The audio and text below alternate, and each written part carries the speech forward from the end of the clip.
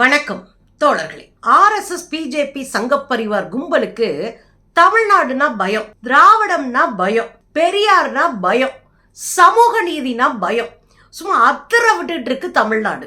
Danger பா, தமிழ்நாடே danger அப்படின்னு கதற அளவுக்கு நம்ம அடிச்சு ஆடிட்டு இருக்கிறோம். இந்த சூழ்நிலையில தான் இந்தியாவே அதிர்ச்சி அடைகிற தீர்ப்பை உச்சநீதிமன்றம் தமிழ்நாட்டினுடைய அரசுக்கு சார்பா வழங்கி இருக்கு. இந்த தீர்ப்புல உட்கார வச்சு அடிச்சு அனுப்பியிருக்க ஆளுநரையும் குடியரசுத் தலைவரும். இது பெரிய அதிர்ச்சியை பாஜக கும்பலுக்கு ஏற்படுத்தி இருக்கிறது. இதுக்கெல்லாம் காரணம் யாரியா அப்படின்னு பார்த்தா ஆளுநர் ரவி. உடனே கிளம்பி டெல்லி வா அப்படின்னு சொல்லி டெல்லியில வச்சு சம்பவம் பண்ணி அவரு டெல்லியில இருந்து வந்த உடனே ரிசைன் பண்ண போகிறார் அப்படின்ற செய்தி டெல்லியில இருந்து வருது. ரிசைன் பண்ண போறாரு, அவ்வளவுதான், தூக்குனா அசிங்கமா போயிடும், அதனால நீயே ரிசைன்மெண்ட் கிளம்பு, எங்களை தலைவலி உண்டாக்காத அப்படின்னு கதறிட்டு இருக்கு காவி கும்பல். ஏயா இவ்வளவு நல்லவங்களாம் கிடையாது நீங்க அப்படின்னா, 2026 தேர்தல் வருது இல்ல, இதுல நாங்க கொடுத்த சட்டத்திட்டங்களை எல்லாம் தீர்மானங்களை எல்லாம் நிறைவேற்றாம நீதிமன்றமே உங்களை அடிச்சு ஓட விட்டுச்சு அப்படின்றத நாம மேடைகள்ல பேசுவோம்ல, அதுக்கு பயந்துகிட்டு ரவியை பலியிட போகிறார்கள். ஆளுநர் ரவி ரிசைன் பண்ண போறாரு. பெரிய விஷயம் இல்லையா? ஏன் இதை திட்டவட்டமா சொல்றோம்னா, ஆளுநர்களை வைத்துதான் எதிர்கட்சிகள் ஆளக்கூடிய மாநிலங்கள்ல எல்லாம் பேரலல் கவர்மெண்ட் நடத்திட்டு இருந்துச்சு பாஜக. நீங்க இங்க கேரளாவில் ஆளுநர் வச்சு பயங்கர கொடசல் கொடுத்துட்டு இருந்தாங்க, ஆரிஃப் கான் வச்சு. அதே மாதிரி இந்த பக்கம் போனீங்கன்னா மேற்கு வங்கத்துல ஜெக்தீப் தன்கர் அவர் ஆளுநரா இருந்தாரு, பயங்கரமா அவரும் கொடசல் கொடுத்துட்டே இருந்தாரு. நம்ம அக்கா தமிழிசை 2 மாநிலத்துக்கு, தெலுங்கானாவுக்கும் பாண்டிச்சேரிக்கும், அவங்களும் கொடசல் கொடுத்துட்டே இருந்தாங்க. தெலுங்கானா மாநிலம் ஆளுநர் உரையே இல்லாத சட்டமன்ற கூட்டத்தொடரையே நடத்தி அசிங்கப்படுத்தி ஓட விட்டாங்க. ஆக எதிர்கட்சிகள் இருக்கிற மாநிலங்கள்ல இந்த கும்பல்லாம் இந்த வேலையை காட்டுவாங்க. ஆனா என்ன அப்படின்னா, கேரளாவில் இருந்த ஆரிஃப் கானை வாங்கி திரும்ப எடுத்துக்கிட்டாங்க. எடுத்து அவரை பீகாரினுடைய மாநிலத்திற்கு ஆளுநராக போட்டு விட்டாங்க. ஜெக்தீப் தன்கர் மேற்கு வங்கத்திலிருந்து தூக்கி துணை குடியரசுத் தலைவராகவும் மாநிலங்களவையினுடைய அவைத்தலைவரா அவரை போட்டு விட்டாங்க, ஜெகதீஷ் தன்கர். இப்ப அவரும் முடிஞ்சாரா, அக்கா தமிழிசைய தேர்தலை வச்சு வாபஸ் வாங்கி ஓரமா உட்கார வச்சுட்டாங்க. இப்ப இவங்க காலத்துல தமிழ்நாட்டுல இருந்த RN ரவியை மட்டும் மாத்தல. ஏன் மாத்தலன்றதா இங்க கேள்வி. ஏன் மாத்தலன்னா, RN ரவியை வச்சு கொடசல் கொடுக்கணும், RN ரவியை வச்சு பிரச்சனையை உண்டு பண்ணணும், பேசு பொருளை உருவாக்கிக்கிட்டே இருக்கணும், ஒரு குழப்பத்தை தமிழ்நாட்டில் விதைச்சுக்கிட்டே இருக்கணும், தமிழ்நாட்டில் சட்ட ஒழுங்கு கெட்டு போச்சுன்னு ஆளுநரை வச்சு சொல்ல வச்சுக்கிட்டே இருக்கணும். இதை எல்லாமே பிளான் பண்ணி தான் ஆளுநரை இறக்குனது இந்த காவி கும்பல். ஏன் இவரை இறக்குனாங்க அப்படின்னா, இவர் நாகாலாந்துல பண்ண அயோக்கியத்தனத்தால தான் தமிழ்நாட்டுக்கு இறக்கியிருக்காங்க. நாகாலாந்துல ஆயுதம் ஏந்தி போராடக்கூடிய குழுக்கள் கிட்ட இவர் பேசுறாரு. என்ன பேசுறாரு? பேச்சுவார்த்தை பண்ணி நீங்க ஆயுதத்தெல்லாம் ஒப்படைங்க, போராடலாம் வேண்டாம், மக்களுக்கு என்ன செய்யணுமோ அதை நாங்கள் செஞ்சிடறோம் அப்படின்னு பேச்சுவார்த்தை நடத்துறாரு. பேச்சுவார்த்தை நடத்தி ஒரு ஒப்பந்தத்துக்கு வர்றாங்க. அந்த போராளி குழுக்கள்கிட்ட ஒரு ஒப்பந்தம் செஞ்சு கையெழுத்து போட்டு கொடுக்குறாரு. ஆனா இவர் கையில இருந்த காப்பி வேற ஒன்னா இருக்கு. நீங்களும் நானும் ஒரு ஒப்பந்தம் போட்டா 2 பேர் கையிலயும் ஒரே காப்பி தானே இருக்கணும். போராளி குழுக்களுக்கு ஒரு காப்பியை கொடுத்துட்டு அதை அப்படியே மாத்தி மேல அனுப்புறாரு இதே RN ரவி. போராளி குழுக்கள் கொதிச்சு போனாங்க, மக்கள் அங்க கொதிக்கிறாங்க. நாகாலாந்துல இருந்து இவர் தமிழ்நாட்டுக்கு வர போறாரு. ஒரு பத்திரிகைக்காரன் கூட போய் அவரை போய் பேசல, அவரை வாழ்த்தல, அவரை பற்றிய செய்தி வெளியிடல, அவருக்கு எதுவுமே செய்யல, சந்திக்கவே இல்லை. பத்திரிகைக்காரங்களாம் வெறுத்து ஒதுக்குனாங்க. அந்த ஆளுநர் ரவியைத்தான் இங்க கொண்டு ஆளுநரா ஆக்கியிருக்காங்க. இப்போ உங்களுக்கு புரியுதா ஏன் சண்டை போடுறதுக்கு நம்ம ஆளுகளை சொறி விட்டு உட்காந்துருக்காங்கன்னு? இதெல்லாம் ஒரு பக்கம் இருக்கட்டுங்க.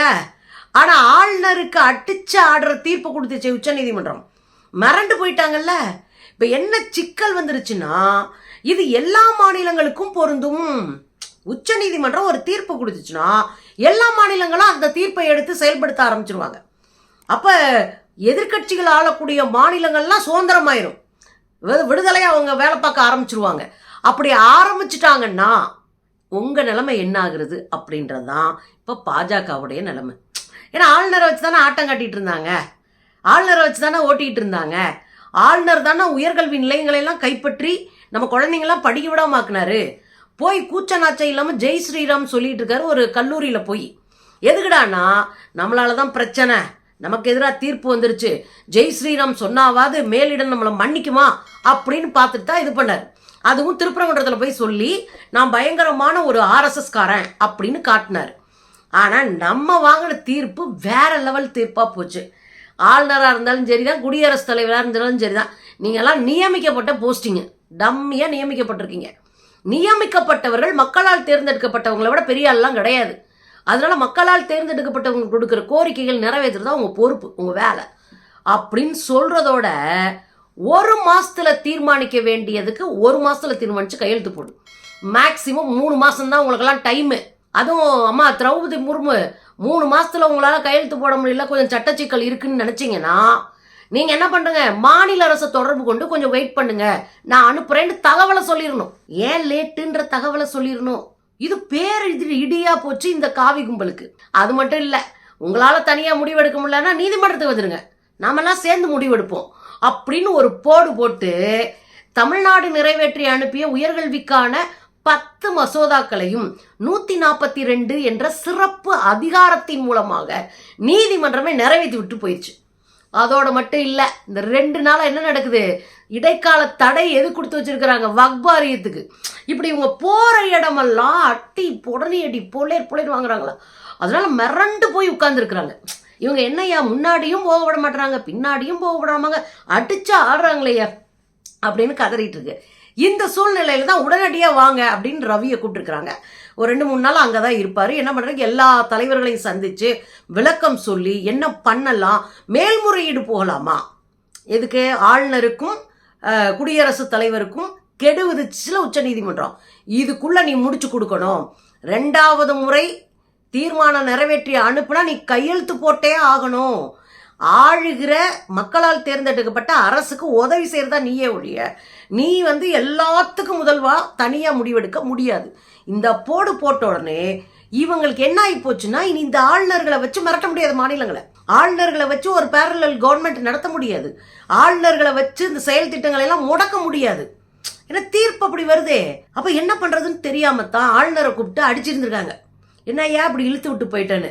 அதோட மட்டும் இல்லைங்க, இனி 1 வருஷத்துல தேர்தல் வரப்போறதுனால தயவு செய்து நீ ராஜினாமா பண்ணு அப்படின்னு ஆளுநர் ரவிக்கு ராஜினாமா செய்யறதுக்காக உத்தரவு போடப்பட்டிருக்கிறது. அவர் எல்லாத்தையும் பார்த்துட்டு வந்துட்டு டக்குன்னு ராஜினாமா பண்ணிட்டு பெட்டியை கட்டி கிளம்பிடுவார்.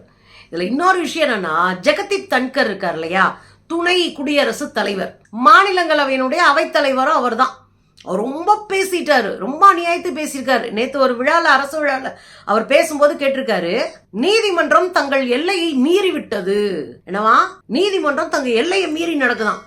ஏன், நீங்க தான் எல்லா எல்லைக்கும் அப்பாற்பட்ட அதிகாரம் மிக்கவர்களா? மாநிலத்தினுடைய உரிமைகளை பூரா புடுங்கி நீங்க வச்சுப்பீங்க.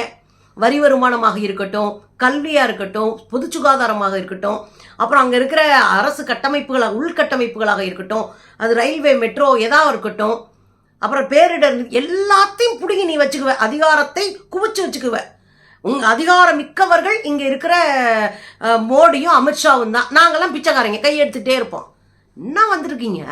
அதிகாரம் தவறு செய்கிற போது நீதிமன்றம் தான் தட்டி கேட்கும். இந்திரா காந்திக்கு என்ன நடந்தது? நீங்க பிரதமர் ஆகிறதே செல்லாதுன்னு சொன்ன பிறகு தானே எமர்ஜென்சியே வந்தது. அதனால நீதிமன்றம் எல்லையை தாண்டி போகுதுன்னா நீங்க எல்லை தாண்டாம இருந்தா ஏங்க நீதிமன்றம் தாண்ட போகுது? உங்க லெவலுக்கு நீங்க யோசிக்கவே இல்லை. எல்லா மாநிலங்களையும் சுரண்டி பழிக்கிற மாதிரி தமிழ்நாட்டுக்கிட்ட வாலாட்டுறீங்க. ஒட்ட நரிக்கிறோன்றதான் அந்த தீர்ப்பேவும். இந்த தீர்ப்பு மட்டுமா, ஒரு அடியா உங்களை அடிச்சு காலி பண்ணிட்டு தானே இருக்கோம் நாங்க. இதுல இன்னொன்னு சொல்றாரு, குடியரசுத் தலைவருக்கு நீதிமன்றம் உத்தரவு விட முடியுமா அப்படின்னு கேட்டிருக்காரு. ஏன், குடியரசுத் தலைவர்னு மேல இருந்து குதிச்சாரா, இல்ல அரசியல் சாசன சட்டம் அவருக்கு செல்லாதா? என்னையா பேசுறீங்க? அரசியல் சாசன சட்டப்படி அனைவரும் சமம். குடியரசுத் தலைவருக்கும் பொறுப்பு இருக்கு. இந்த நியமன பதவியில உட்கார்ந்துட்டு நீங்கெல்லாம் வாலாட்டிட்டு இருக்கும்போது நீதிமன்றம் கேள்வி கேட்காதா? மக்களுடைய கடைசி நியாயத்தை போய் எதிர்பார்க்கறது உச்ச நீதிமன்றம் தானே. குடியரசுத் தலைவரை உச்ச நீதிமன்றம் வழிநடத்துவதை அனுமதிக்க முடியாது. உங்களுக்கு ஏன் இவ்வளவு எரியுது? குடியரசுத் தலைவர் இங்கே மணிப்பூர்ல பழங்குடி மக்கள் படுகொலை செய்யப்பட்ட போது, பெண்கள் பாலியல் வல்லுறவு செய்யப்பட்ட போது வாய மூடிட்டு உட்கார்ந்துருந்தாரு. அவர் எதுக்கு எங்களுக்கு? இத்தனைக்கும் அவர் ஒரு பழங்குடி இனத்துல பிறந்தவர். இத்தனை அவமானங்கள்லயும் வாய மூடிட்டு இருந்தாரு. எதுக்குங்க எங்களுக்கு குடியரசுத் தலைவர்? குடியரசுத் தலைவர் தன் நியாயப்படி, அறத்தின்படி, சட்டத்தின்படி மாநிலங்களினுடைய உரிமையை பாதுகாக்கணுமா வேணாமா? நீங்க மாநில உரிமையை காவு கொடுப்பீங்க, ஆனா நாங்க தட்டி கேட்கக்கூடாது, எங்க பக்கத்துல நின்று நியாயத்தின் பக்கத்துல நின்று நீதிமன்றம் கேள்வி கேட்கக்கூடாது, உடனே நீங்க கொதிப்பீங்க. அப்போ குடியரசுத் தலைவருக்கு நீதிமன்றம் வழிகாட்டுவதா அப்படின்னு கேட்டா வழி தெரியலன்னா காட்டதாயா செய்வாங்க. அதான் யதார்த்தம். நீங்க சரியான வழியில போயிருந்தா நீதிமன்றம் ஏன் உங்ககிட்ட வரப்போகுது? அரசியல் அமைப்பு சட்டத்தில் இருக்கிற 142 ஏவுகணையாக மாறி இருக்கான். ஏன்னா அது சிறப்பு சட்டம், நீதிமன்றத்தின் கிடைக்கிற சிறப்பு உரிமை. அது 142 படிதான் 10 தீர்மானத்தையும் செல்லும் கிளம்பு அப்படின்ட்டு தமிழ்நாட்டுக்கு ஆதரவா தீர்ப்பு சொல்லிட்டாங்களா, பதறிட்டானுங்க. அது ஏவுகணை போல தாக்குதான் எதை பார்லிமெண்ட்டை. என்னாஜி நீங்க யோகியமா உள்ள உட்கார்ந்து மக்களுக்கானவங்களா இருந்தா எதுக்கு ஏவுகணை எல்லாம் பாய போகுது? உச்ச நீதிமன்றம் சூப்பர் நாடாளுமன்றம் போல செயல்படுகிறது. என்னவா உச்ச நீதிமன்றம் சூப்பர் நாடாளுமன்றமா செயல்படுதான்? ஏன் நீங்க ஆளுநர்களை வச்சு பக்கத்துல ஒரு கவர்மெண்ட்டை நீங்க தனியா நடத்தலையா?